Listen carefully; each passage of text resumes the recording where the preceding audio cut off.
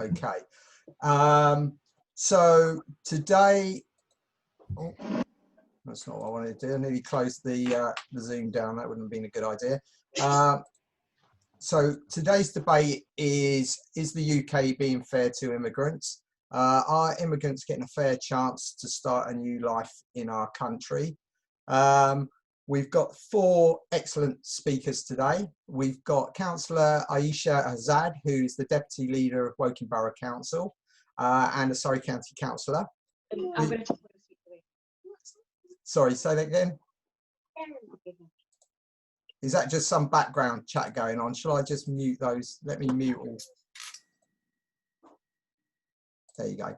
Okay, yeah, so sorry. So, oh, gotta click the wrong button again. Yeah, then we have Donovan Blair, who is a local person living in Goldsworth Park. Donovan's experience is his parents came over just after Windrush on one of the boats. So he will share his experience growing up in this country and his parents' experience. Then we've got Kate Cable, co-founder of the Big Leaf Foundation. I'm sure Kate can tell us a little bit more about that.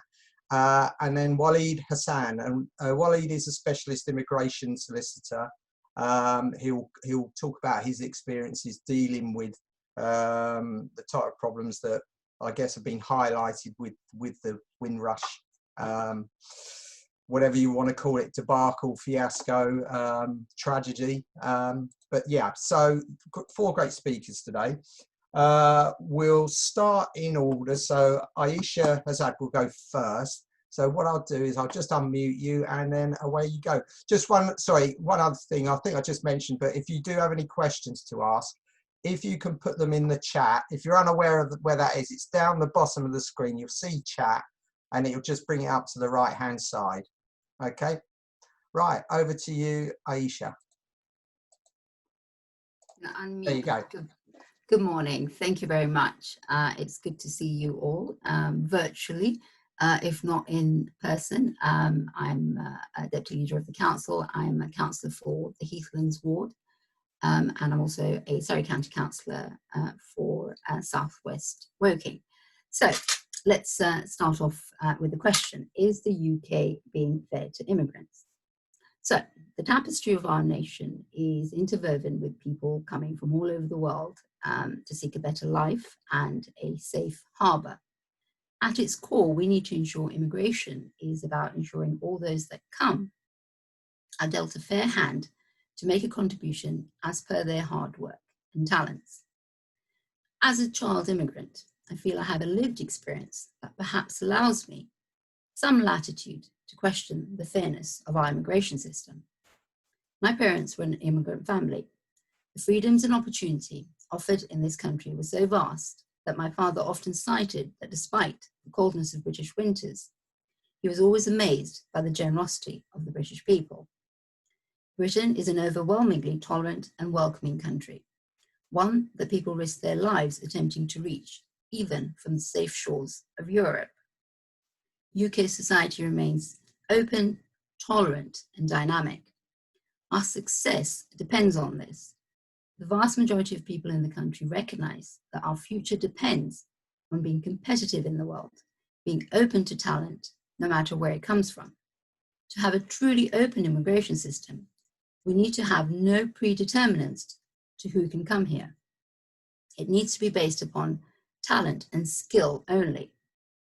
The experience of every migrant to this country is not the same, of course, but what is of value is to look at the overall systems that are in place to assist, settle, and guide people in making sure they're able to firstly make their own lives better and are able to live up to the expectation they themselves set out to achieve. If we can get this right, then the country at large will also benefit. At a local level in Woking, we have a diverse and integrated migrant community, from Italians in the early 50s to the Pakistani Indian community arriving in the 60s. Each brought its own diverse heritage, and we as a town were enriched by their presence. However, we also need to recognise that immigration has more than just economic benefits or impacts. it can result in social and cultural change, which some host communities sometimes struggle to come to terms with, particularly if it happens quickly and in an unplanned way.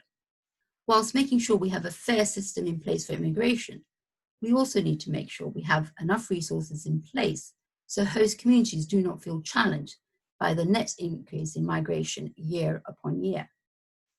Post-Brexit, the new points system will ensure the UK remains open to immigration from all over the world, so people can continue to come here to make a contribution and make a life for themselves.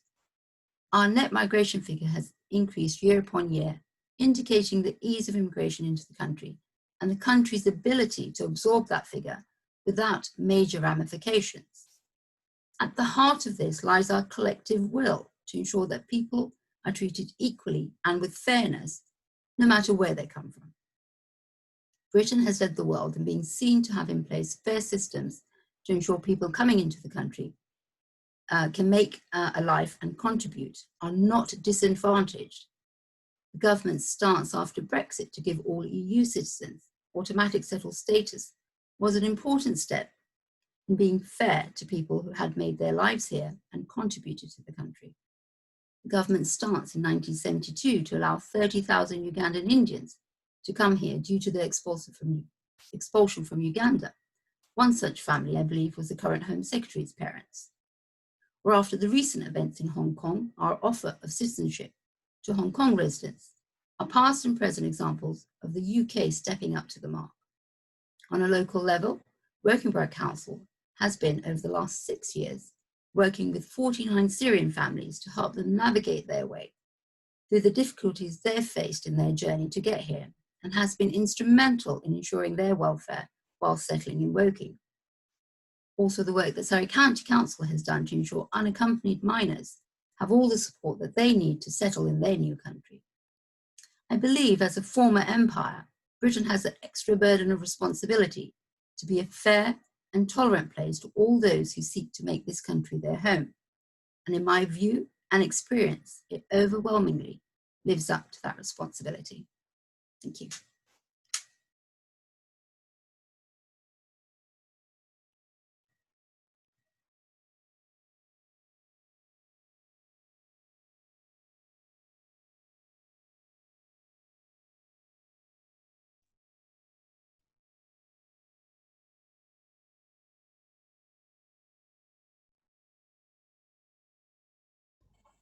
You're on mute, Dubby. Do as I say, not as I do. Thank you. Yeah, no, sorry. I was just saying, just be aware of the chat button down the bottom. What you'll get is a number coming up on there as chats are posted. So, and you should be able to see the chat. If you click on that button, you'll see the chat on the right-hand side. So thank you, Aisha, for that. Our next speaker is C19 Retooled, also known as Donovan Blair. So I'll unmute you, Donovan, and away you go. Hold on, Donovan. You're not unmuting for some reason. Can you unmute your end, Donovan? Yeah. No. Unmute. There you go. Does that put me in the frame? Yeah, you're good to go. Good to go. All right then. Good morning, everybody. My name is Donovan Blair. I'm a resident of Woking. I was born in this country 60 odd years ago to parents who were Jamaican. I've got two grown-up boys who were pretty much born and raised here in Woking, and these days I'm semi-retired. For a number of reasons, the subject matter today is quite a complex one in my view. People seeking to come to the UK do so for a variety of reasons. They may be seeking sanctuary from war-torn areas.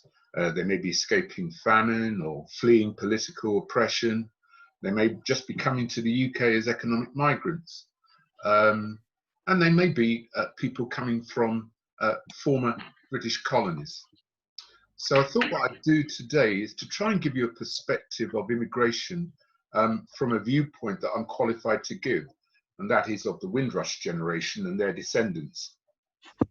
I'll then allow you to consider and decide whether you think the UK is or has been fair to those Jamaican immigrants who've settled in this country.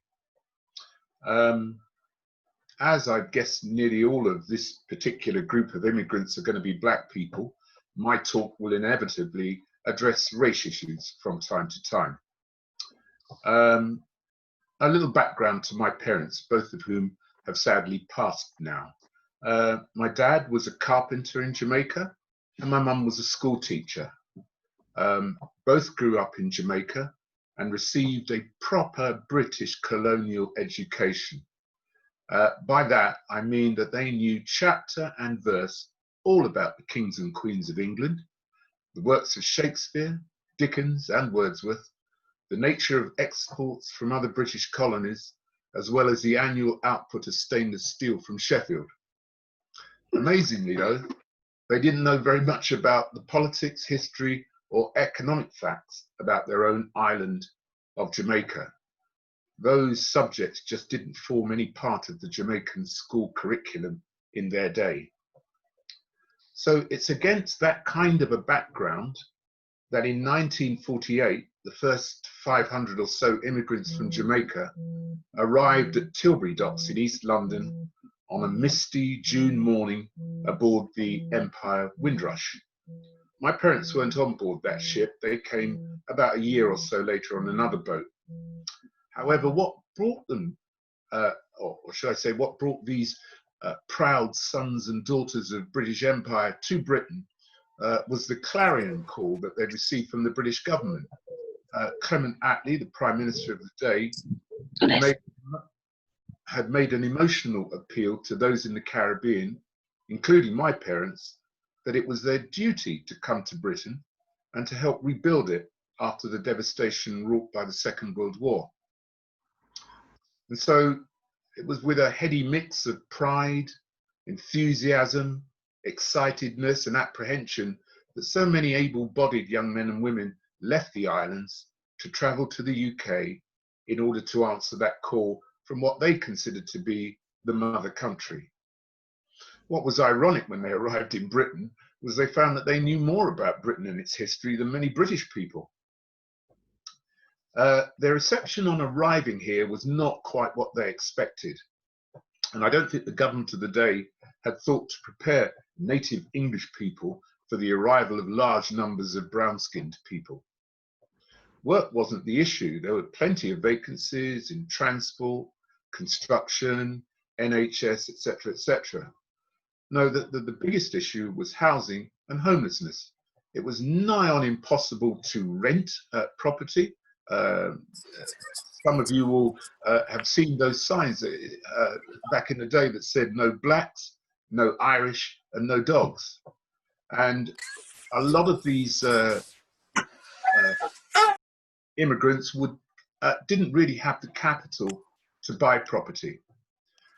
My dad was obliged to live in the Clapham North Deep Tube Station air raid shelter for about 2 months because he really couldn't find anywhere to live. And I think after 2 months, a friend of his who had found some property to rent invited him to share, and he did that for about a year or so. I think it's interesting that Dad's best white friends were all Irish. And I think that was partly because he was working on building sites with them.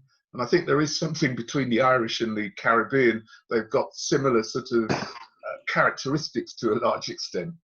I can remember as a child being invited to numerous ceilidhs where we would be surreptitiously passed bottles of baby champagne Perry. There was great hostility and violence from certain sections of the indigenous white population. For those of you who know a little bit about the history, there were race riots and deaths that occurred in the 1950s around Notting Hill, just on the basis of people not really wanting to see so many black people in the country. My dad eventually found work with George Wimpey Construction Company, and he worked on that big building at the top of Charing Cross Road, Centrepoint. Mum taught English literature not very far from here at Hatchlands Park Girls' School in Effingham, but she had a tough time there as a result of the racism she experienced. I can't imagine that there would have been too many brown faces around that area in 1951 to support her. So after about a year, she eventually resigned, retrained as a nurse at Dulwich Hospital, which is where she met my father. Interestingly, the place that they actually met was at the Hammersmith Palais, where Jamaican promoters would put on big dances, primarily for the black community, because of the colour bar operating in nearly all of the traditional British dance venues. "You can't come in, mate, you're not a member," was one of the excuses used to refuse entrance to my parents. And I think as I was growing up, I think I heard that quite a few times on trying to get into some of these places. Nevertheless, my mum finished her distinguished nursing career as a Queen's nursing sister, an award given to nursing practitioners who've demonstrated the highest levels of commitment to patient care and nursing practice in the community. She was absolutely delighted to go to Buckingham Palace and be presented with her award by Princess Anne. And I sometimes think when I look back that she was probably thought of herself as being much more British than she was Jamaican. As children, my parents instilled in us the virtues of hard work, honesty, and integrity, as well as the importance of education. I certainly wouldn't be the man I am today without these valuable life lessons. And yet, despite all of their hard work in this country and raising decent children, they never felt truly accepted here. There was always this unsubtle undertone that they're after our jobs, the men are after our women, they're not clean, their food smells, etc., etc. My parents accepted this with a quiet stoicism and dignity that's a common characteristic of many of the Windrush generation. Don't make a fuss, doesn't matter, it will be all right. Unlike the first and second generation Black Britons like myself, who are far more likely to call out racism when it occurs. Sometimes, not all the time. The current crisis within the Home Office with regard to whether the Windrush generation have residency entitlement in this country highlights the idea that the government did indeed produce a hostile environment policy towards all immigrants. The stated policy aim was to reduce immigration numbers in this country regardless of age or circumstance. Some might view this policy as being particularly unfair to a tranche of Jamaican people who came here at the express invitation of the British government, many of whom have lived in Britain continuously for over 50 years. But politics, particularly race politics, can be at times pretty shameful. I think the people of the Caribbean have a very complicated history with Great Britain. It's no exaggeration to say that British history has been sanitized, both home and abroad, to white out, so to speak, some of the less salubrious aspects of Britain's colonial past.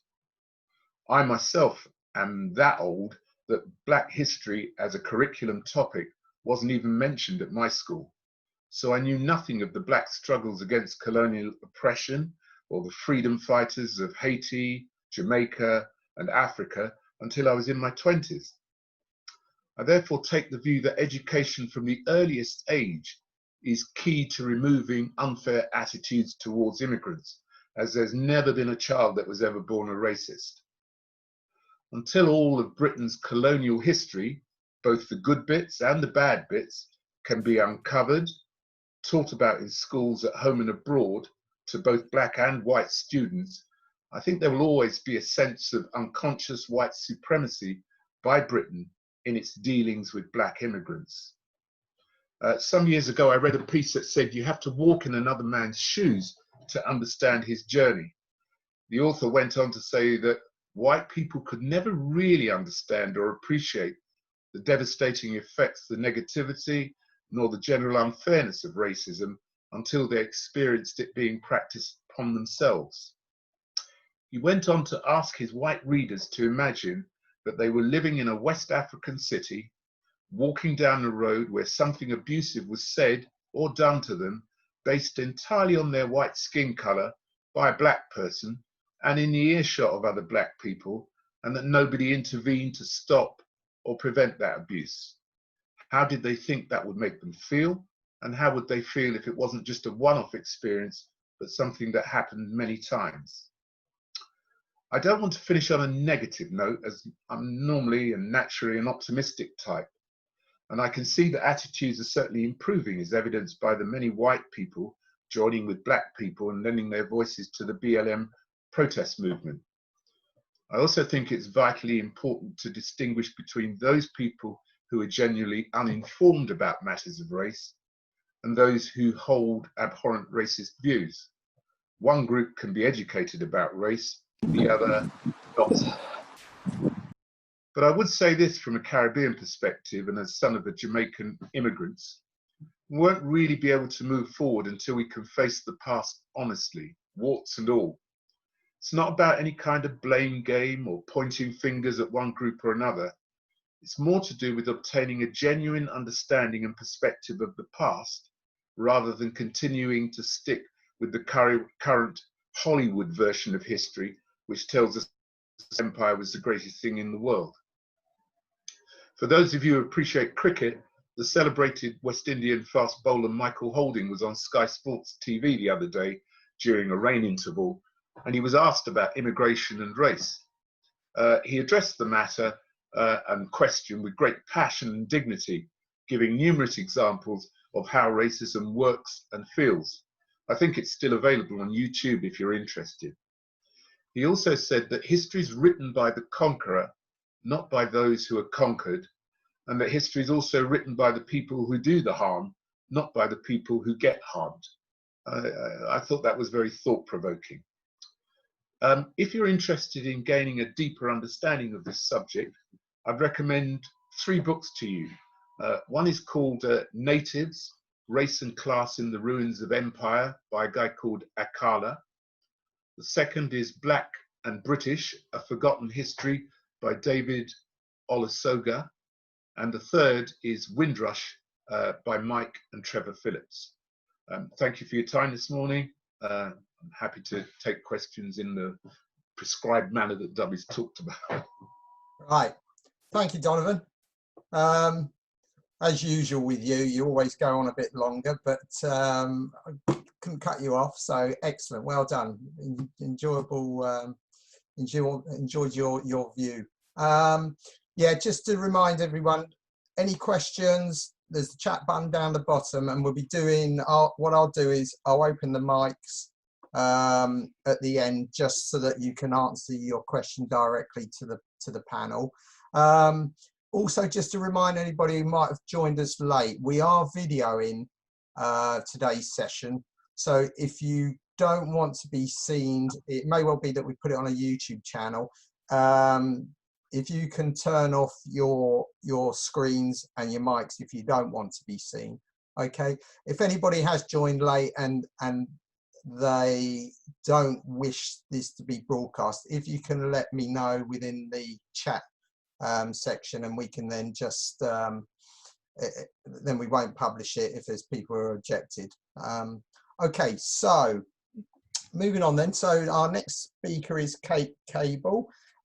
Kate's from the Big Leaf Foundation. Kate, it would be great if you could just give us a little bit about what you do and about the Big Leaf, and then carry on with your discussion. I'll just unmute you now. Oh, you should be on. Yeah. How's that? Am I muted? Is that okay? Can you hear me? Yeah, that's good. Well done. Away you go. Thank you. And thank you, Aisha and Donovan. That was, both of them were really, really interesting. I enjoyed listening to both of you very much. Before I start, I'm just saying I'm in a far-flung corner of Wales. I found a shack to sit in, but just the other side of that door is a babble of children and dogs who are waiting to go to the beach. So I'm hoping they won't disturb us, but I can't guarantee that 100% because it's the first day of the holiday and, well, you know. But thank you very much for this opportunity. I would like to talk a little bit about our background at Big Leaf because it is very relevant to the discussion as a whole, and it will show exactly why I'll be taking the perspective I am. So we are a small charity. We're actually based in Woking. We work mostly from Woking, Guildford. We're just about to hopefully move into Red Hill. And we exist to support displaced young people who've arrived in the UK in their resettlement. So this could be the unaccompanied asylum-seeking children that Aisha has already referred to, also victims of trafficking or modern slavery, people on the vulnerable person resettlement scheme as well. We use the word displaced in order so not to put too many labels on people. They have enough labels put on them when they arrive. I'm a little bit loath to tell stories that belong to other people, but to give you a bit of a background to why these youngsters arrive in Surrey. They could be escaping war, civil war, conflict, persecution, religious or racial persecution in their countries, conscription to militia or extremist groups, or to criminal gangs, or they could be victims of trafficking who've been brought to the UK without knowing where they are going. So it's a real mixed bag of why these youngsters end up with us in Surrey. We try not to make too many assumptions. Obviously, refugees are not a homogenous group, but one of the safe assumptions is that the journeys have been very long, very difficult, generally involving traumatic experience and multitudes of those. And very often also including violence or other hardships, including slavery, experience of torture, recruitment, and other such horrific things. So once they arrive in Surrey, they are resettled, and because we are dealing with youngsters between the age of, say, 15 to 25, if they're below 18, they'll be given accommodation almost straight out. So this could be in foster care, which is, we work with some wonderful, brilliant foster carers who do an amazing job.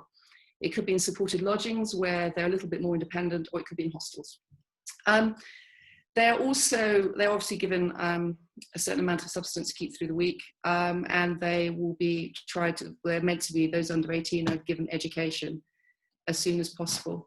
Where Big Leaf steps in is to try and make the rest of this situation easier on them, to fill the gaps that we can see in the provision they're already getting and support them in a wider way. So, for example, many of them will be given educational places, as I said, but that doesn't always happen straight away.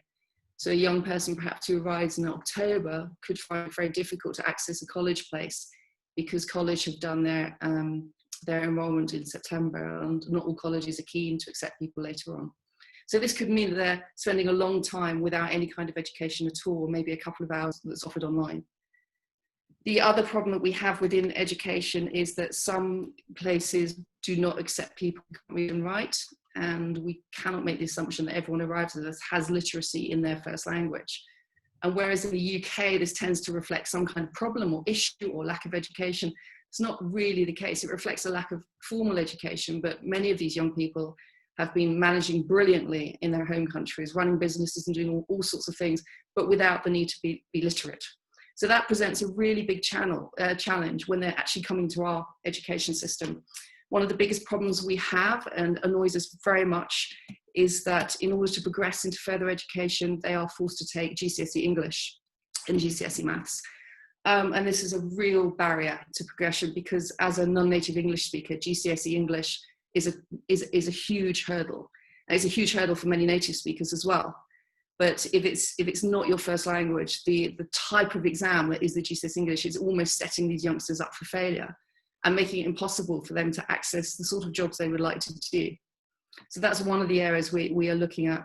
We also do our best to combat the social isolation that they live. They may be given their accommodation, but many of them then are left to it, and they don't have friendships. A lot of them do not have their own community here. They find it very difficult to build a social network. And of course, they're living still in fear. They're living in shock. The journey, once you arrive, does not finish. You do not arrive in the UK and everything's fine. Everything's going to be all right. It's not like that at all. You're then having to navigate the resettlement process. And you're doing that mostly alone and with a lot of fear. We hear our young people talk very much about fear of police, fear about other people, fear of religious groups, fear of going to the mosque, fear of going to the churches, because they don't know who they're going to meet. And of course, fear of the Home Office. That's probably one of the biggest fears that we hear expressed all the time. So our position is actually that, you know, much of the UK's immigration system is not fair. And this is not to criticise the government from a sort of political stance at all, but what we'd like to do is highlight the problems that our young people experience. Everyone here is aware of the 1951 Refugee Convention. And the core principle of this convention is non-refoulement. So a person cannot be returned to a country which is not deemed to be safe. The issue with this is that country guidance changes all the time, and what might be safe for the Home Office does not feel safe for our young people. So there's great fear right from the start. The system that the young people find themselves put into is confusing. It's really confusing, and it's often confusing for the people who are given to guide them. Very often we find that their social workers or their foster carers, and this without apportioning any blame at all, really don't understand what's going on, and very often we don't either. The system is slow, and the impact of this limbo on mental health and mental well-being is huge. As we know, that people are not allowed to work while they're waiting for their process to be accepted. So they're living on very, very small amounts of money. This lack of hope is a huge thing. Without knowing whether you're going to be allowed to stay, it's very difficult to plan for the future. One thing we do a lot is to try and encourage them to think about their employment, what they're going to do and how you're going to get there. But actually, if someone doesn't even know if they're going to be here, it's very hard for them to engage in that. And we find this spiral of well-being happens very much in links to this long time that it's taken and this lack of information. So they never know when they're going to get their interview. They don't know how much longer it's going to take. They don't know if they're going to be allowed to stay. So bearing in mind that a lot of them arrive with mental health issues anyway, this is a real issue for us. Obviously, of course, the delay is seriously prejudicial to their claim in any way, because if it delays up to the fact that to the point that they are 18, they then become treated as an adult, which is very, very different. The interviews at the Home Office are generally hostile and can be incredibly traumatic. They can be cancelled at the last moment. We have countless tales of interpreters not being able to interpret properly or being from the wrong language. Young people being forced to reiterate everything that they've experienced, every single traumatic detail, to someone whose position is not to believe them. Again, this is a massive impact on their mental health. And we understand why the Home Office does it, but we do think that they could show a lot more compassion in these small areas. I mean, there are countless other areas that we would like to talk about, but the ones, I don't know how much time I've got left because I can't see the clock on my screen. The other issues that we think are difficult is the... You've got a couple more minutes, don't worry. You've got really brief. We question the compassion behind unlimited detention. So you can be detained in an unlimited measure in the UK, which contrasts with, I think we're the only country in Europe that does that. And believe in France, it's about 32 days, and Germany about 6 weeks. But someone can be put into detention, and then it's very difficult, it can be very difficult to get out. There are examples where people are not being accepted for housing because they are not seen to be, they're not seen to be homeless, because they have actually got a home and they've got food in detention. So that's a really nasty thing that goes around, and I'm sure Walid will know a lot more about this than I do. We would like the government to look at lifting the ban so that asylum seekers are able to work and contribute to society. We think this is cheaper and far more beneficial in the long run. They can obviously, once they're working, you can contribute through consumer spending, you can contribute through tax return, but also existing on £5.39.69 a day makes it much easier, makes it, especially for young people, a lot more vulnerable to modern slavery, criminal gangs, and that sort of things. It certainly encourages it. I probably haven't got time to go into the family reunion, which have just been voted against, but I hope that will come up at some point in this debate. In general, it's very hard to see for these young people that there is not some kind of systemic disregard for their welfare while they're in the process of asylum, and we'd love to see some changes on that. I think I might have hit my 10 minutes. You're just about there. I mean, if you want another minute, right, another minute or two, that's fine if you want that. No, I mean, I could go on for an hour or so. Okay. I'm sure you can get them out as the questions come out. It's always quite divert, isn't it? So thank you, Kate. I found that really interesting.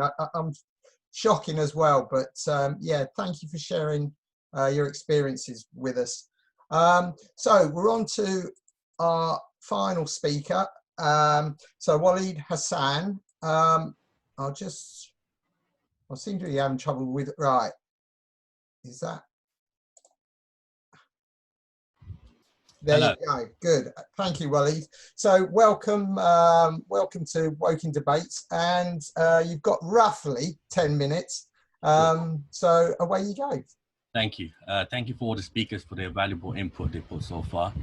My name is Waleed Hassan, and I'm an immigration solicitor for the last 15 years. I specialize solely in immigration, even though I have experience in other areas of law. Why did I choose immigration? Well, being from an immigrant family myself, I've seen how immigration impacts the society as a whole. And I've come across many individuals who have fled war-torn countries to come to the UK to make a better life. And that kind of resonated with myself, that these are vulnerable people who want to come to the UK simply because of the value that the British people instill in this. Now, when I saw the question, is the UK being fair to immigrants? I immediately smiled, because I regularly challenge the Home Office with regards to their failings, from asylum seekers to businesses who are employing people who don't have the right to work and getting fined £20,000, to landlords who are taking on tenants who don't have leave to remain, getting fined £3,000, to families who want to bring their husband or wife over from abroad, and they're not earning $18,600, which is a minimum income that is required. Regularly talking about Windrush scandal, which is one of the great shames, I think, in our current times, representing over many European nationals who are fearing for their future as a result of coming out of Europe officially from the end of December. So it is something that I come across a lot, and there's a lot of examples I can give as to how the UK is being unfair to migrants. Then I thought to myself, let's be fair and let's try and give an impartial view and see if there are any good examples of where the UK has been fair to migrants. And to be honest, it was quite difficult for me to come up with positive examples. Now, in the early days, we had, the Commonwealth people coming to the UK in the 60s. They were given the opportunity to have a life, as alluded to one of my previous speakers. An example given by Aisha is, over 2.9 million Hong Kong nationals could get granted British citizenship. And what that comes down to is discriminatory to Commonwealth countries. They're being given preference over to third world country nationals. You wouldn't see such policy for people from Bangladesh, people from Africa. You wouldn't see such policies being available to them. So there is a discriminatory policy in there. Immigration law, immigration rules, it's always been inherently discriminatory. It's been there. The UK government doesn't want to have an open border policy so anyone can come to the UK. But the policy has to be fair across to everyone. It doesn't matter if you are from Canada, America, New Zealand, Pakistan, Africa. It should be equal law to everyone and not have preferences over those. So for example, I'm representing an African national who wants to come to the UK on a visitor's visa basis. Now he's been refused 3 times for silly basis by the entry clearance officers. Whereas I've represented Canadian nationals and American nationals who don't need to have a visa to come to the UK. They can just come for up to 6 months. So there is an unfairness in result of that. Bring it slightly home, you have refugees who claim asylum for many reasons, but there's a culture of disbelief by the Home Office that these people are lying about their claims. A person feeling persecution based on sexuality, he has to prove to a Home Office caseworker that he's homosexual. Now, how is he going to prove that he's homosexual? So there's a continuous culture of disbelief. You will have under 18 children coming to the UK. Their cases, in my view, are deliberately delayed by the Home Office until they hit 18. And once become an adult, the Home Office want to remove them to the country they have come from. Whereas if their cases were considered whilst they were a minor, they would be given a much more greater protection, and then have more access to education, work. But that doesn't happen. I have represented clients who are fleeing persecution based on their religion, and the Home Office do not believe that they have converted to Christianity, for example. So there is a culture of disbelief by the Home Office that we don't believe you at all. And that's dealing with vulnerable people, refugees. On the other hand, I represent clients who want to bring their husbands or wives over from Pakistan, Bangladesh, India. But the partner in the UK has to earn 18,600. Now, statistics show that Black and Asian ethnic minorities, their job prospects or the ability to earn 18,600 is very difficult. And it's a lot more difficult now because of the COVID-19 situation, where many people are put on furlough and they are unable to bring their family from abroad. So this is just examples I'm giving from my experience of dealing with many people. And there are many reasons why people come to the UK. And it's not about why they come to the UK, it's about having the fairness across all nationals who are coming to the UK and treat them equally and with respect. And unfortunately, from my experience, that doesn't happen. I don't want to go on into a tangent because I do get frustrated with the Home Office with their decision-making process. But we have a rule of law in this country, and that rule of law states that we must treat everyone equally, regardless of their race, nationality, etc. So, coming back to the question, is the UK being fair to immigrants? In my view, I would say no. Thank you. Thank you, Waleed. Thanks. Really thought-provoking again, and I think a lot of what you said there ties in with what Kate was saying. So quite shocking, I think, sometimes to hear those things. Okay, well, thank you. So thank you to all our four speakers. I think we had a really great lineup today. I found all four of them to be extremely interesting.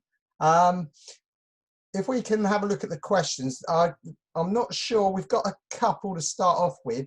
Perhaps if people are unsure of the chat, down the bottom there is a reaction button.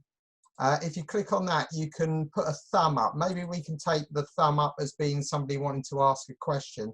I'll try and just keep an eye on it, but ideally, if you can just put them in the chat section so that we can all see them and I can work my way through them. First question we've got is from Zarina. I'll take you off mic if that's off mute, if that's okay, and you can ask your question. There you go. Two questions, Debbie, so I don't know which one it was. I think it was the one. Do you want to read it out, actually? I don't mind just saying yes, so that you know it's mine. Okay, so the question was, with hate crime on the rise and government reports highlighting needs relating to Black and minority ethnic groups. That one. So yeah, sorry, it was just because of, like, obviously the COVID stuff. I mean, we lost my own father-in-law in Woking actually from COVID, and it was quite a tough time. But I know that the reports that have come out that the government have commissioned were saying that obviously figures with a lot of the communities. I was wondering what positive steps were being taken, and obviously I've just secured a job as a community development worker in Woking. It's only starting in September, so it's a bit new. But just interested in local government steps and obviously the Surrey sort of context as well, because you've got both acts on there. What sort of steps are being taken to address some of the issues around hate crime increases and also some of the findings from some of these reports?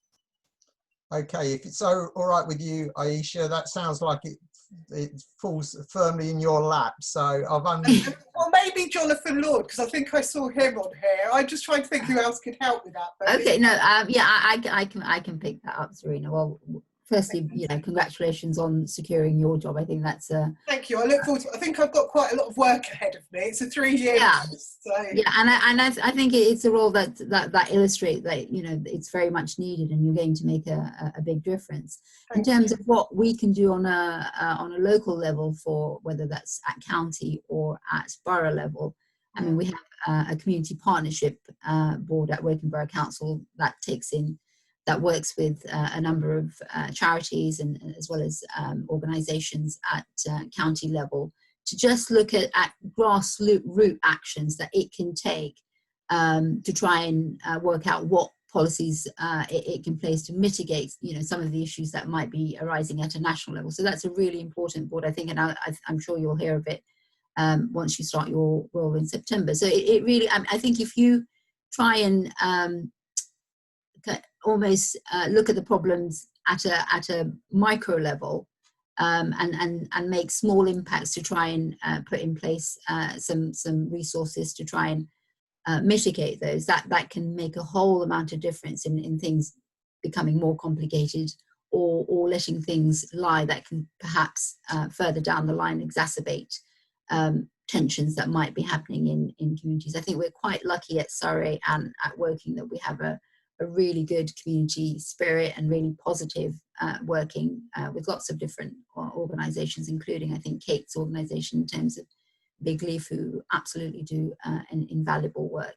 And Surrey Care Trust is another organisation that works with young people to try and support them. I'm a mentor for Surrey Care Trust as well.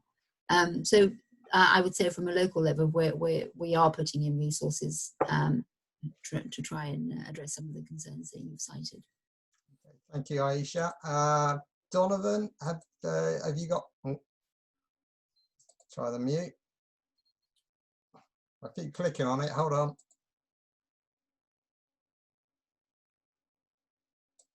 Doesn't seem to. For some reason, doesn't want to seem to unmute you, Donovan. He probably knows you too well, I think.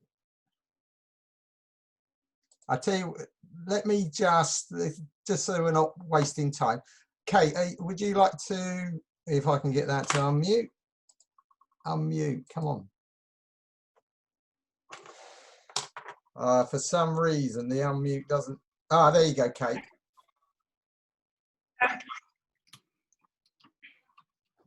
Are you there? Yeah, am I unmuted? Respond to that, yeah. Okay. Sure. So is there a direct question, or am I continuing from what Aisha just said? Yeah, just responding. If you've got anything that you'd like to respond to that. If you don't worry. But yeah, any views on that at all?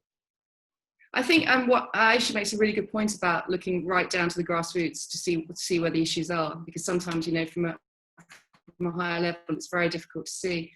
In terms of COVID, the biggest issue that we faced was that the government didn't supply enough translations. So a lot of our young people had no idea what was going on. There were translations available in more common refugee community languages, such as Arabic, but actually not in the languages represented by our young people. The other issue was that these documents that were provided tended to be very long and to, again, rely on an assumption of literacy, which a lot of our youngsters didn't have. So for a small charity, that was a fairly big task to get that sorted and make sure we were providing translations also in audio format, which could be sent by SMS in case the young person doesn't have access to the internet. That was a big issue in terms of what happened with COVID.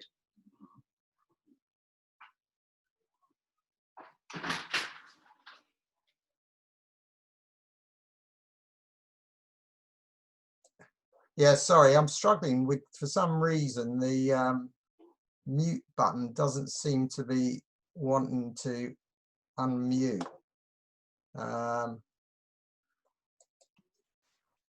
Donovan, can you try unmuting yourself? Barring that, let me just see if I can. Hello. Yeah, okay, there you go. Away you go. Have you got any views at all on that, Donovan? No, not really. I'm just after all that. I'm listening with great interest, really. All right. Okay. Well, Waleed, would you like to comment? Can you see if you can unmute your end?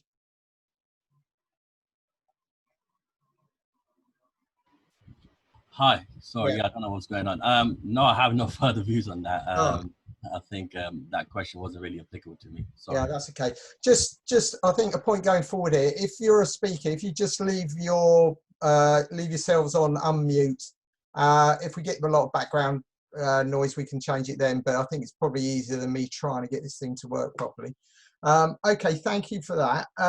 So our next question, let's have a look. Have we got another question? Any hands up? Okay, so Hassan, would you like to let me unmute you, or try to? I think it seems to be a problem this end. So Hassan, can you try unmuting your end? Yeah. Yeah, that's good. Basically, thanks a lot. I've submitted in the chat. If you can see it or read it out, there are quite a few interrelated problems, issues I've raised. Yeah, okay. Can you see all 5 of them, please? Let's have a look. Because I can't, so. Okay, sorry, I've got a big list here. I'm working. Yeah, I'm sorry about this. It's just all interrelated, and if the mostly. Okay, so where it starts, I believe the British people, is that the one? Yeah, please. I believe that basically is the. Okay, I believe the British people are fair-minded. It is the politicians who are creating hostile social tensions with subtle divide and rule politics that dehumanises immigrants as convenient fodder for prejudice during elections and referendums to cover up policy failures, e.g. immigration, housing, NHS. If that is not enough, immigrants are even getting blamed for local breakouts by an MP while conveniently forgetting who brought COVID-19 into the UK. If I may, I'd like to ask the panel the views on the following interrelated points. 2 points. First one, why politicians constantly refer to proud British citizens like me and many others, including our children and grandchildren born in the UK, as immigrants of ethnic origin. Good point. And secondly, why serious issues in 21st century Britain, e.g. Grenfell, Windrush, go unnoticed until a disaster happens. Even recently, a local Leicester MP went to the extent of describing exploitation of textile workers as modern day slavery, but was oblivious to the scale of exploitation. So, if we work our way around, so Donovan, if you go first on this one, if you have any views on that at all? It continues later on, sorry. Oh, sorry, we've got some more. Sorry, Dub. What do you want to do, Dub? Just any views on what Hassan has. Yeah, I think it got cut off, so I'll say it again. Sorry about that. Okay, well, I'll tell you what, let's just go with those 2 points if we can, Hassan, yeah? Okay. From my perspective, I mean, I think they're very, very well made points, and it is interesting that politicians generally don't seem to be able to kind of take the pulse and answer those sorts of questions. I appreciate that they're complex, and you know, there are many threads to and strands to some of these questions, but it would be really, really nice if you actually got a politician who, instead of stating something that I don't recognize, would state, you know, we appreciate there's a problem in this area and that we're going to do something about it and that we're going to get this sorted out by a certain amount of time. It just seems all the time that, yeah, we've learned some lessons and, you know, we're doing the best that we can, and so on and so forth. I think it needs better action and more accountability. Who is taking care of some of this stuff? Who is kind of, you know, responsible for making sure that we get some positive outcomes from, you know, some of these big social issues of the day, as my take on it. Okay, lovely. Kate, would you like to comment? Oh, I think, can you try doing it your end? Because I don't seem to be having much luck. What about now? I think you're all right now? Yeah, I think you've done it. Hooray, or you did. No, I agree with everything that Donovan just said as well. It's a tricky issue. I also think that in terms of these sort of exploitative situations that we hear, I think it's very difficult to know where they are. I don't think it's necessarily malicious on the part of, you know, councillors. I think what happened in Leicester, people just didn't seem to be very clear on actually what was happening. Okay, all right, thank you. Waleed, anything to add? Yeah, I mean, the question is very good, but it's quite a wide-ranging question. I think it boils down to education, education as to the positive aspects what immigrants bring into the society. During the elections, there was a lot of stigmatism, points being raised about why we should be out of the European Union. And that influenced politicians, in a way influenced, I would say, as to why we should be independent. But I think education is crucial. So, for example, if you're applying for British citizenship, you have to pass something called the Life in the UK test. I've never taken a Life in the UK test. I'm born in the UK, but I'm pretty sure if I took the test, I'll fail. You know, questions like, you know, it's just, you know, historic questions which are either softened down or just not accurate. And I understand there's a review going on with regards to the Life in the UK test questions, because it doesn't actually set out the British values.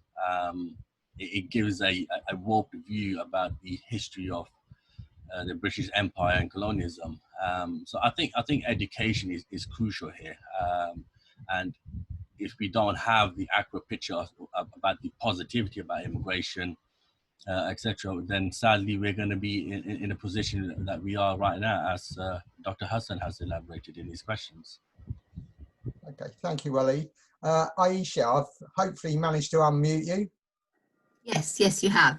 I think I'm just going to add that I think it's incumbent on you know, all of us collectively and including those elected to sort to bring out the positives of immigration and the contribution made by every single community that's in this country. I think sometimes where perhaps the complexity arises is that you have immigration and then you have the integration of immigration into the wider community, and I think that's where some of the fault lines perhaps might come into it. And is the Home Office perfect? Gosh, no. I mean, it's a huge bureaucratic place, and does it forget that at the end of that process that there is a person and not a number? Of course it does, and there are many examples where it's done that, and I think the Home Secretary very recently cited exactly that criticism of her own department. So yes, I absolutely understand that there are cases that Mr. Hassan referred to, which absolutely should not happen, and should the Home Office apologise? Should the government apologise where it gets things wrong? Absolutely, it should. My introduction to it was a reflection of my experience. It's an individual experience of my place in this country and how I found it to be and how I made my way through it, or how I navigated it. But yes, do we have a perfect immigration system? No, of course we don't. But I think where we get it wrong, like for example, in the case of the Windrush absolute scandal, we need to apologise. Absolutely, categorically, we need to apologise. Everybody involved in that needs to apologise. So I won't absolutely make any excuses on that. That was absolutely scandalous, and it was fundamentally wrong, and it was absolutely just that the government apologised for that. Okay, thank you, Aisha. Next question comes from Monique. I'll do my best to unmute you, Monique. I'll tell you what, do you want to try unmuting yourself from your end? Excellent. That's the way to do it. Hi. I have been commenting all along about the various things that politicians have been saying, everyone has been saying. And what I think, in order to change the situation for the better in terms of integration is to have a positive action to enable young people to integrate by giving them opportunities, not only in terms of education, but also in terms of mentoring, work placements, paid internships, but that has to happen within the policy environment so that we can change this narrative of immigrants that have been, well, suffering for decades. And yeah, I think that was, I found this very interesting. The first time that I participate in this. So that is what I'd like to add. And in terms of poor people not having money, if you don't have money, it is horrible. So we need to think about giving people cash. And I have been throwing that at the meetings that I have been taking part, because if you don't have cash, it is humiliating and that affects your mental health. Yes, thank you. Okay, thank you, Monique. It's an interesting point, isn't it? There's been a lot of debate about I'm not quite sure what the terminology is, but giving everybody a minimum income, which is an interesting point of view. I know they've certainly run trials on that, I think, in Scandinavia and some other countries. Anybody, any of the panel would like any comment on that, or shall we move on to the next question? Okay, that's a good answer. Okay, so it's from Trixie. I'm just going to read this out. So I'm currently, currently the settled status for European non-UK nationals consists of a number that can be accessed on an online platform, with problems arising from the platform regularly not being accessible due to technical hiccups. As this is the only way to prove to potential employers and landlords that non-UK Europeans have a right to reside and work, this is a problematic issue. Why is it impossible to issue a printed proof of the right to reside? So let's go. Kate, how do you feel about commenting on that? Sorry, I'm just reading it. Is this way to find French channels? Oh, Waleed, would you like to have first stab at that? I was going to say, I think that's really one for Waleed. Yeah, I'm sure you can get your teeth into that one. Do you want to unmute? Okay, let me try this then. Yeah, it just seems to be a real delay on it. So yeah, that's a great question. The EU settlement scheme was created in order to clear a significant backlog, in essence, of European nationals who are in the UK, and for them to have some sort of documentation to prove their right to live and work in the UK. There was a significant lobbying done by a group called 3 Million, that there should not be a process involved. It should be an automatic grant to all European nationals living and working in the UK. And they shouldn't have to make a formal application of some sort to prove their right to reside in the UK. And unfortunately, the government didn't accept that. And what the government instead stated was that we're going to be issuing a link which you can access online, which proves your status in the UK. Now, the problem with that is that many employers, businesses, and landlords do not recognize that. What they're used to is seeing a passport that has leave to remain on it, or a biometric residence permit, which shows that a person has permission to reside in the UK. And it's a culture of hostile environment. As an employer, if you don't do the right to work check, you're going to be slammed with £20,000 fine. And that causes concerns to many businesses. And that is the situation, as the questioner put herself. Why do I have to, in a way, show a link to my potential employer where I should have a document, a physical document to prove my right to reside in the UK? And the government has, for unknown reasons, decided not to proceed with that. And same as landlords, they don't want to be fined £3,000, so they're reluctant to take on people who don't have the correct documentations. I understand the lobbying is still continuing with the government that there should be an official documentation, but at the moment it's not happening so far. So we are going to come across, well, I'm certainly going to come across many clients of mine who are going to tell me, look, I can't work as my employer not accepting this document, or my landlord is not accepting this document. And that's the harsh reality at the moment, I'm afraid. Okay, thank you, Waleed. So Kate or Aisha, was either Yeah.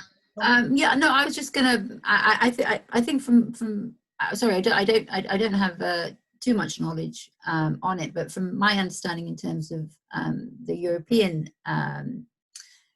citizen settlement issue was that it was very much reciprocal on how we would handle it and how the European Union countries would handle it. So it was part of that process of we would give automatic settlement status to European citizens, and the European countries would do the same for British citizens in European countries. So it was that process in conjunction with the European Union. It wasn't really, I think, from my understanding, unique just to the UK government doing what it deemed to be the way forward. Okay, so Kate, Donovan, anything to add on that one? No, not really. Not really, no. Okay, so next question is from Dave. I'll read these out if you don't mind, just to save a bit of time. It takes about half an hour to unmute someone. It's a question for Kate in particular. I wonder, with some of the fear some of the young people have, if it is based on fact or rumour. Yeah. I would imagine the fake news amongst vulnerable people can spread wide and also could deliberately be started by people groups with ulterior motives. So there you go. This is a great question, and it's something I've been yelling my head off for about the last 6 months since COVID started, but before as well. For example, I mentioned before about the fear of the police. Now, we work with the police quite closely to try and build up positive engagement. The fear of the police is based on experiences in other countries and rumours about what can happen here. There's a rumour going around at the moment that the police will fire a dart into the back of your neck in the street in order to change the way you think and make you think like a police officer, which seems bonkers and crazy for us, but that's a rumour going around. Now, the message coming from the academic literature at the moment in terms of COVID is that extremist groups in particular have wasted no opportunity to hijack the COVID climate to their own benefit. And this is all groups, you know, I'm not talking about one group at all. But what we are seeing at Big Leaf is that disinformation of fake news is having a huge impact on these young people. Partly it's because they're so cut off from the mainstream news here because of language that they are turning to sources back home or community groups. But the sort of things we've heard recently is that COVID doesn't exist. COVID is a Western or a Israeli plot in order to close down the mosques, that you don't need to take precautions against COVID if you pray. We've heard that from people of different religions. And that it's a political thing. And then you get more dangerous sort of personal problems. Like if you put lemon juice in your eyes, you'll be cleared of COVID. And we're hearing this all the time. We're actually working on some information films in the many different languages to try and address this issue of not believing everything you see on social media, because it's something we have to teach British kids in school, and it's there. Teaching kids about fake news is a big thing in schools. I think a lot of them are doing it, but there's nothing out there for the young people that we support. So yeah, you've got me on a bit of a bandwagon there, but I suppose the problem is where you have the President of the United States talking about injecting bleach and things. It doesn't really help too much, does it? Doesn't help widely, no. No. Any of the panel like to comment on that question? Yeah, I mean, I can perhaps pick up a bit of that. You know, I think kind of the power of our media and how some people use it, you know, for negative purposes is really an issue of our times. And you know, as Kate alluded to, if you're you know, kind of thinking in small groups or silos of groups, and you're not having any other independent verification of what you're being told, then of course, you know, these kind of rumors and are going to be absolutely hugely detrimental and hugely dangerous. So it's really important that we get some kind of you know, some kind of way forward. I mean, at the moment it seems so difficult to you know, you just have to go on Twitter for literally 5 minutes and you think, oh gosh, what did I just read there? But you know, we're amongst ourselves able to perhaps sometimes differentiate between absolute nonsense and lies, but then, you know, others might not be able to. So I think we collectively as a society need to, I mean, you know, the social media has got the power to do a lot of positive, and it has done, but with that positive there are so many negative connotations, and I don't think, you know, countries and societies have worked out at the moment from where I am to try and find out what is the way forward to try and negate some of the negative elements of it that you know, Kate has told us about, which are absolutely alarming. I mean, goodness me. I mean, we're living through dangerous times as it currently is in terms of the pandemic. If you add, you know, this sort of disinformation in it, it really is a really worrying climate. Thank you, Aisha. Yeah, I think there's the phrase, isn't it? Is it bias confirmation, where people subscribe to what they believe in, and then it just reinforces that that's the view of everyone in the world. Yeah, it's really dangerous, isn't it? Yeah, because you just talk to each other, same people of same mind, and just, you know, that same information is being circulated. Yeah, absolutely. Waleed, Donovan, anything to add to that? I think really I accept all that's being said. I just think there's a need for some accountability, surely, for the social media platforms, the people who provide the platforms.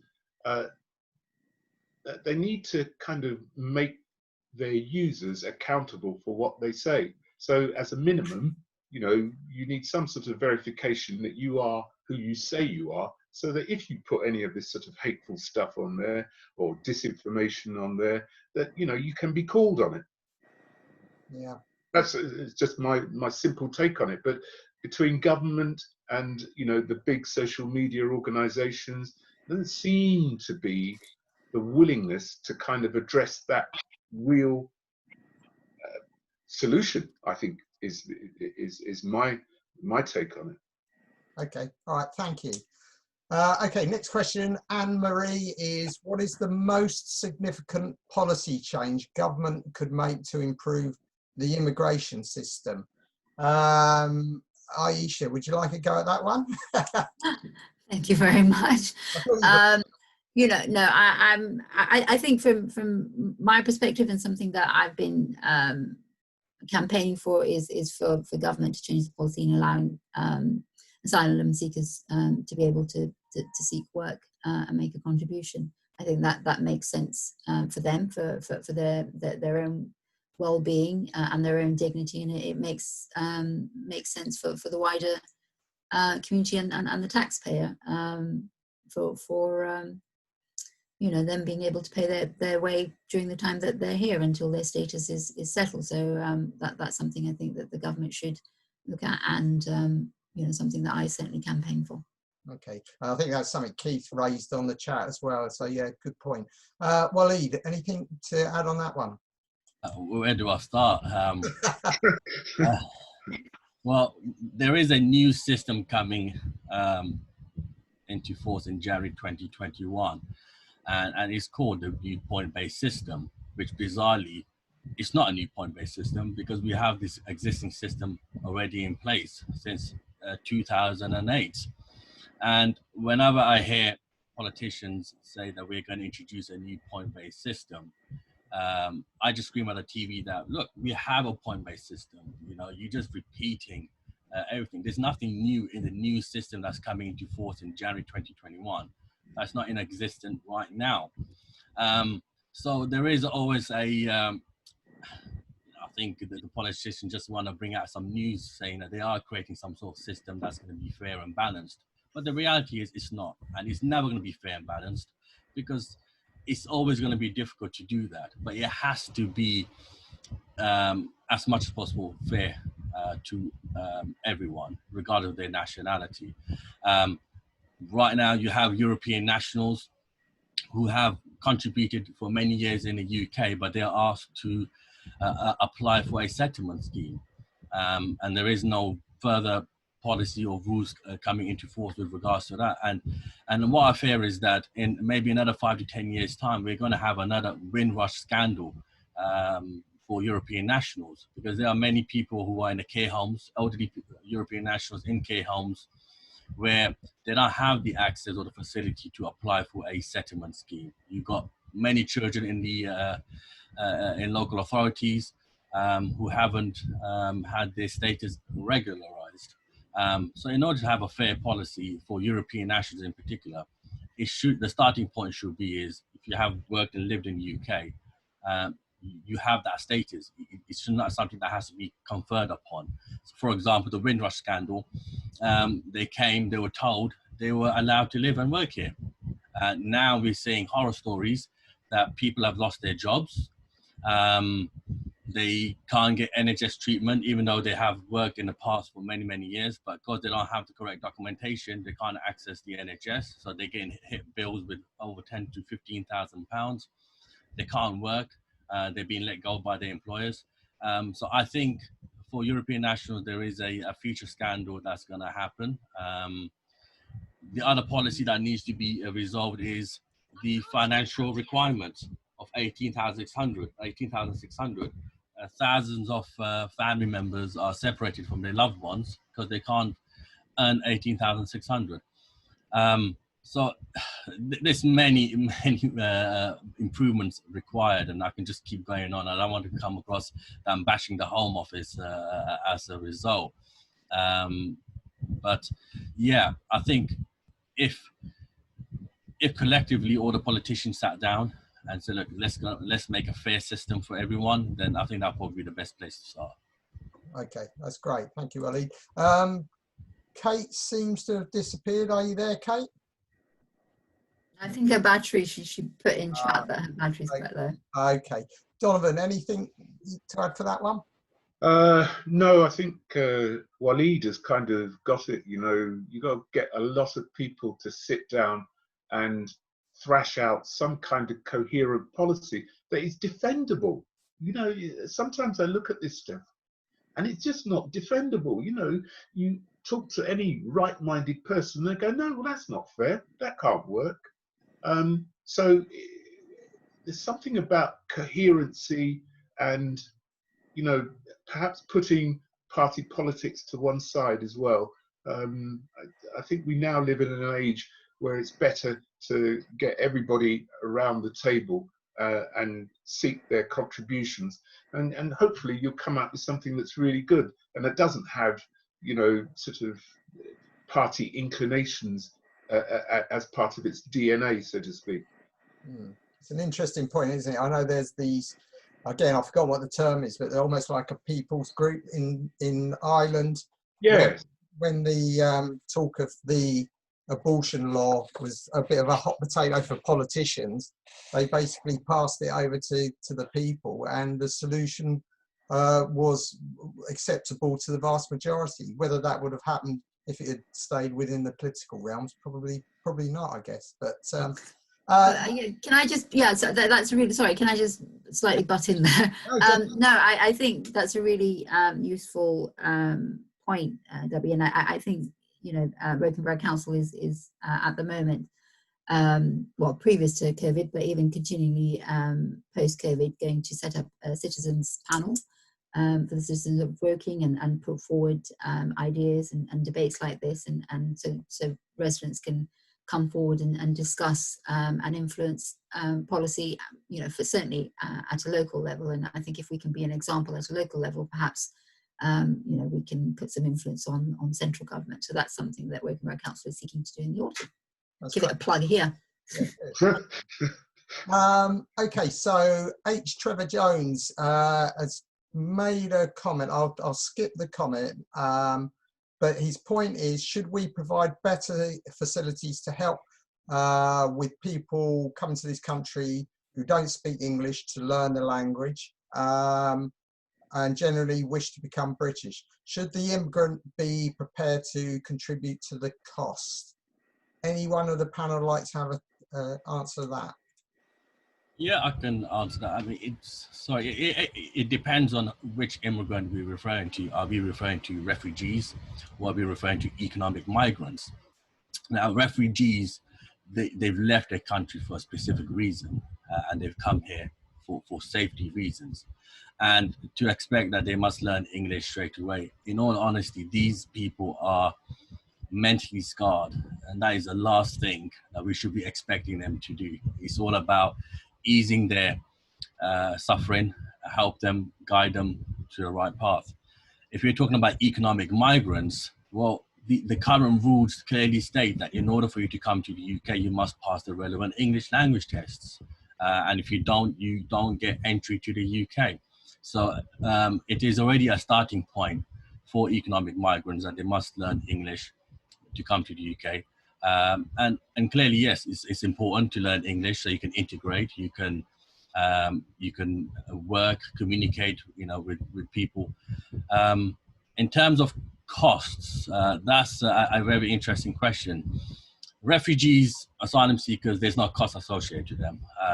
There is a special concession given to them. But an economic migrant who wants to come to the UK for either a work permit, investment criteria, or simply join their partners and their spouses, they are paying thousands of pounds for that right to come to the UK. So as an example, a person who wants to join their wife or husband in the UK has to pay over £3,000 to the entry clearance officer in order for their application to be considered. Whether it is granted or refused, that money goes to the entry clearance officer.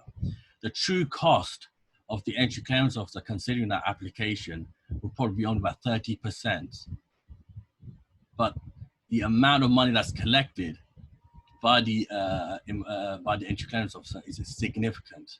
And once the visa is granted, then that applicant has to apply for an extension visa to the Home Office in the UK. And again, you're looking at about £3,000 to the government.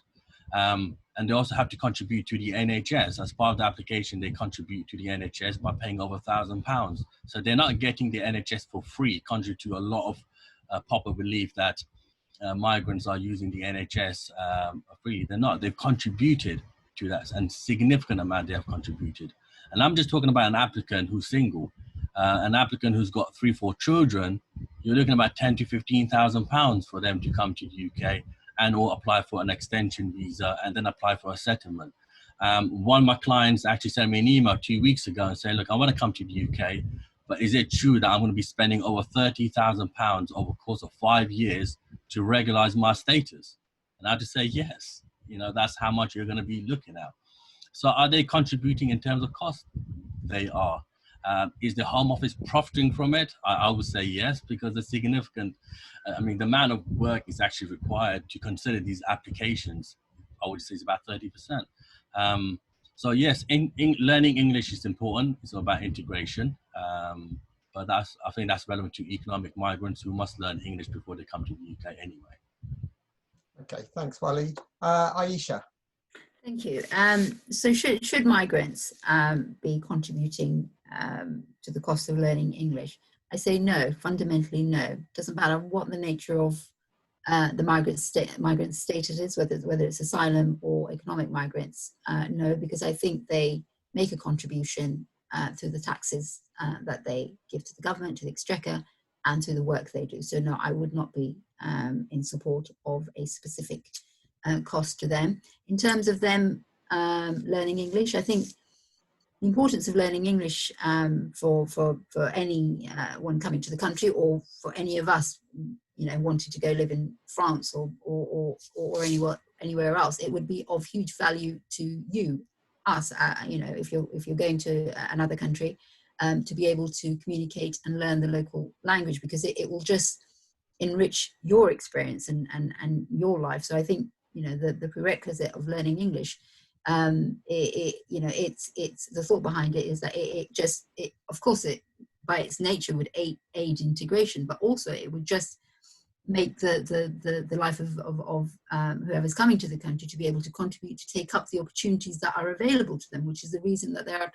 attracted to coming to the UK in the first place. It just opens up a whole world of opportunities for them, which is surely the reason that they come here. So I think, you know, both of those are important points. Yeah, that's it. Okay, thank you. Donovan, anything to add? Nope, I'm fine. I'm fine with what's been said. Okay, thanks to John Morris. Universal basic income is what I was trying to think of. Okay, so we've got what we've got. We've got 4 minutes left. Got quite a few questions on here from Hassan. Let's see if we can get through a couple of them. Why politicians prefer that's going to be a long one. Why politicians prefer short-term policy measure to force ordinary citizens, e.g. doctors, landlords, bank clerks, to perform immigration checks on their neighbours on pain of being fined, which can lead to institutionalised discrimination. Also, the government's right to rent policy, ruled racially discriminatory by the High Court, means that the landlords are less likely to rent to people with foreign access or names. Not sure that's a question or a comment. Let's have a look. Number 6, finally, if the panel at times are conscious of own conduct and work ethics as they feel under greater scrutiny than their non-immigrant colleagues, so as not to get singled out or labelled as all immigrants are the same. Perhaps a question somebody would like to answer? Number 6 on Hassan's. So are you conscious, or are you more conscious, I guess, of your own conduct and your work ethics because of I guess, the colour of your skin, and a fear of being singled out or labelled as all immigrants are the same? I'm happy to go. Yeah. No. I'm not fearful of that, and have never felt fearful of that. Okay. I haven't experienced it, to be honest. That's good to hear. Wally, Donovan? No, I haven't experienced anything like that. I've always felt British. That's all I've felt. I've never considered myself to be underprivileged, nor have I felt that my non-immigrant colleagues have had an upper hand in their career over me. I think it's always been down to dedication and hard work in order to get to where I am, and that's my personal view.